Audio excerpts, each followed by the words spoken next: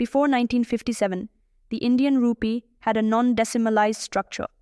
The introduction of paisa coins took place in 1957, although between 1957 and 1964, the coin was referred to as the Naya Paisa, which translates to new paisa in English.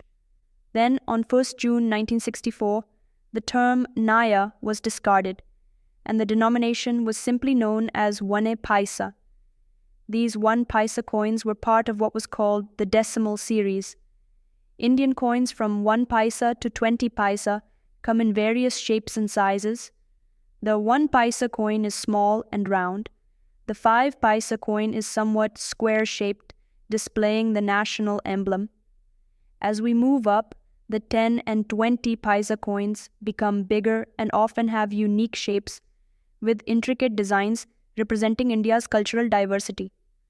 For more, visit www.hobbystore.in. Thank you. 1957 से पहले भारतीय रुपया एक गैर डेसिमलाइज्ड संरचना में था। 1987 में पैसे के सिक्के की प्रस्तावना हुई।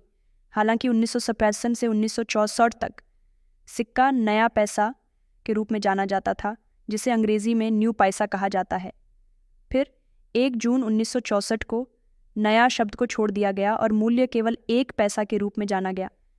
ये 1 पैसे के सिक्के द डेसिमल सीरीज का हिस्सा थे। भारतीय सिक्के 1 पैसे से लेकर 20 पैसे तक विभिन्न आकार और आकृतियों में होते हैं। 1 पैसे का सिक्का छोटा और गोल होता है। 5 पैसे का सिक्का कुछ वर्गाकार होता है और राष्ट्रीय प्रतीक दिखाता है। हम ऊपर बढ़ते हैं। 10 और 20 पैसे के सिक्के बड़े होते हैं और अक्सर अनूठे आकार में होते हैं, जिनमें भारत की सांस्कृतिक विविधता को प्रतिबिंबित करने वाली जटिल डिज़ाइन होती है। अधिक जानकारी के लिए देखें www.hobbystore.in। धन्यवाद।